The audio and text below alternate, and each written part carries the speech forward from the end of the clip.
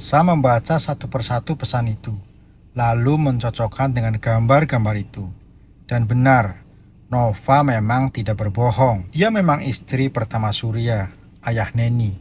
Bahkan Nova pun mengirimkan surat keterangan kelahiran milik Neni. Nova juga menuliskan bagaimana nama anaknya menjadi Neni. Mereka semua memang licik. Dengan uang, mereka juga telah memanipulasi data tentang Neni. Dari semua pesan yang Nova kirimkan serta bukti yang juga dilampirkan oleh wanita tersebut, Sam yakin jika Nova sangat jujur di sini. Sekarang, Sam hanya butuh waktu dan kalimat yang pas untuk mengatakan kebenaran ini kepada istrinya. Di tempat lain, Nova sedang duduk termenung di teras rumah saat tiba-tiba datanglah Ningsih. Wajah wanita itu begitu lusuh dan pakaiannya kumal berantakan. "Hei, untuk apa kamu mengemis malam-malam begini?" Pekik Nova ketakutan. "Nova, aku bukan pengemis. Aku Ningsih. Aku datang ke sini untuk meminta bantuanmu," jawab Ningsih sembari membuka kerudungnya. Melihat yang datang adalah wanita itu, tentu saja Nova langsung geram. "Minta bantuan apa?" tanya Nova ketus. Terlihat tak suka dengan kedatangan Ningsih. "Nova, aku tak punya siapapun lagi yang percaya padaku, Nova. Tolong beri aku uang. Putraku kecelakaan. Sekarang sedang dirawat di rumah sakit. Aku ingin menjenguknya, Nova. Tolong bantu aku," ucap Ningsih memohon. Nova malah tertawa mendengar rengekan itu. Melihat penampilan Ningsih yang kumal, Nova sangat terkejut dan mengira bahwa Ningsih menjadi gila karena banyak dikejar oleh para rentenir. "Kenapa aku jadi senang mendengar penderitaan kalian, Ningsih? Aku rasa balasan ini memang cocok untuk manusia-manusia biadab seperti kalian," ucap Nova tanpa belas kasihan sedikit pun. Kemarahan Nova tak terbantahkan lagi, apalagi sejak dia tahu jika wanita yang dipahami Ningsih dan putrinya ternyata adalah anak kandungnya. "Apa maksudmu bicara seperti itu, Nova? Apa salahku padamu?" ucap Ningsih, masih belum menyadari kesalahannya kepada Nova. "Ini adalah karma, karena kamu telah berbuat jahat sama menantumu, Ningsih. Kamu adalah wanita paling busuk yang aku kenal. Sekarang pergilah. Aku tidak mau ikut kecipratan karmamu," jawab Nova ketus. "Dasar sombong. Awas kalau aku kaya lagi. Aku akan menghancurkan bisnismu, Nova. Lihat saja nanti," ancam Ningsih marah. Nova tak peduli dengan amarah mantan temannya itu. Menurutnya, tidak menolong wanita jahat itu adalah keputusan yang terbaik. Nova tidak ingin merasakan bersalah terhadap sang putri.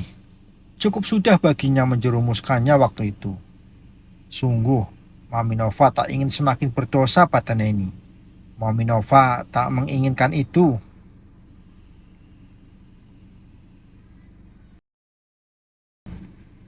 Sementara itu di rumah sakit, meskipun dalam keadaan sakit karena kecelakaan, namun Rudy masih berusaha memata-matai Neni dan Sam. Rudy tak rela jika Neni dimiliki oleh pria lain. Rudy tak rela jika Neni bahagia bersama pria lain. "Celakai saja pria bangsat itu. Aku tidak rela dia bahagia bersama Neni," ucap Rudy pada seseorang yang ia bayar untuk memata-matai Neni dan Sam. "Baik, bos. Saya akan kerjakan sesuai perintah dari bos," jawab pria itu.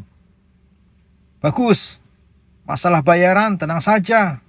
Aku akan kirimkan sesuai dengan kesepakatan kita," jawab Rudy serius. "Baik, setelah TP masuk, baru saya akan bergerak," Terima kasih, selamat malam, ucap pria itu. Kemudian ia pun pergi meninggalkan Rudy. Rudy kemudian mengambil ponselnya, di mana ponsel itu menyimpan video Neni dan Sam sedang bercengkrama di taman rumahnya yang besar bak istana. Mereka terlihat bercanda gurau, menikmati malam. Lalu di detik-detik terakhir, Neni dan Sam berciuman.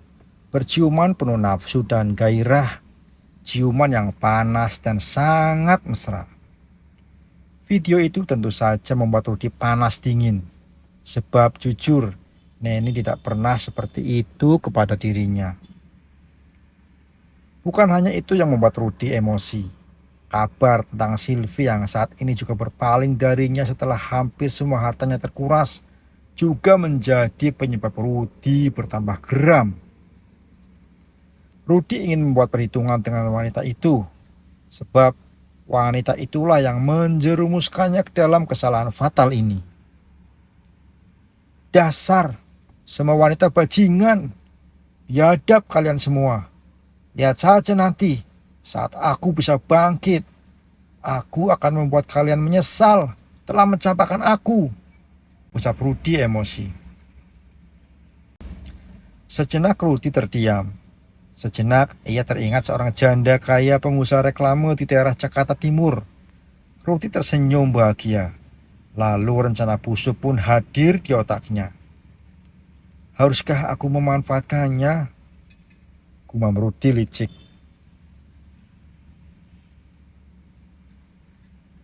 Sementara itu di rumah Sam. Sayang, badanku kok rasanya sakit semua. Kenapa ya? Perut juga kayak mual gitu. Enak banget kalau pagi. Aneh, jawab Sam sembari memakai kemejanya. Neni tersenyum, lalu mendekati sang suami. Ia tahu kalau saat ini Sam pasti sedang ngidam. Neni percaya itu, sebab ia tak merasakan apapun saat ini. Justru malah Sam yang memiliki gejala ngidam seperti ibu hamil muda pada umumnya. Papa lagi gak sakit kok, justru lagi disayang sama dede bayi. Makanya papa yang ngidam, jawab Neni dengan senyum. Sam menatap sang istri, menatap dengan tatapan ingin tertawa, tapi tak jadi. Jadi maksud mami, papa yang buat, papa pula yang dikerjain, begitu? Tanya Sam. Ya seperti itu, dia sayang sekali sama mami, sampai gak mau siksa mami. Dia siksanya papanya, jawab Neni sembari tertawa. Sam tersenyum, lalu menarik sang istri ke dalam pelukannya. Rasa cinta Sam pada Neni bertambah besar, manakala Neni berkata demikian. Entahlah, Sam merasa sepertinya ikatan batin mereka sudah mulai terjalin dari apa yang mereka rasakan saat ini. Sungguh, dengan kejadian ini, Sam sangat bertambah bahagia. Sebenarnya pagi ini masih ada yang mengganjal di hati Neni. Semalam tak sengaja, dia membaca kiriman pesan dari Nova di HP Sam. Pesan dari Nova yang mengirimkan bukti-bukti kepada Sam tentang status Neni yang ternyata sebagai anak Nova. Neni berharap selesai sarapan, Sam mau membuka obrolan terlebih dahulu tentang isi pesan itu. Tapi ternyata Sam langsung pamit dan segera bergegas berangkat ke kantornya. Neni pun memutuskan untuk meminta penjelasan dari om dan tantenya. Neni merasa mereka pasti tahu kejadian yang dialami keluarga sekitar 20 tahun lalu. Setelah kepergian Sam, Neni mengirimkan pesan kepada Sam kalau dia hendak pergi ke tempat om dan tantenya dengan alasan ada sesuatu yang akan mereka bicarakan. Setelah Sam membalas pesan dan mengizinkan Neni untuk mengunjungi om dan tantenya, Neni pun segera bergegas menuju ke rumah mereka. Kenapa nggak minta kami aja yang ke sana? Kenapa malah repot-repot kamu yang kesini? Sudah izin sama suami belum? Tanya Tante Hera lembut. Sudah izin suami ikutan. Alhamdulillah, suami ketua Neni ini benar-benar sayang sama Neni. Semoga dia memang benar-benar tulus sama Neni. Hanya saja Neni agak sedikit ragu sama dia, Tan. Ucap Neni terlihat khawatir. Ragu kenapa? Kalian sedang ribut? Tanya Om Fadil. Bukan seperti itu, Om. Neni hanya tidak mengerti dengan dia. Dia itu banyak sekali menyimpan rahasia. Aku curiga dialah yang menyebabkan Mas Rudi kemarin datang dan mengancamku di restoran. Ucap Neni jujur. Om Fadil dan Tante Hera saling menatap. Mereka yakin jika Neni pun tak bodoh. Neni pasti punya feeling. Tapi tak tahu harus mengungkapkan ini kepada siapa.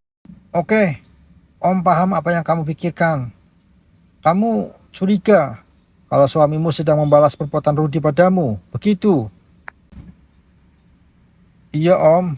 Neni curiga dia seperti itu. Takutnya nanti dia diapa-apain sama Rudi dan ibunya. Om tahu kan mereka seperti apa? Jawab Neni khawatir. Kamu tenang saja. Percayalah pada Sam.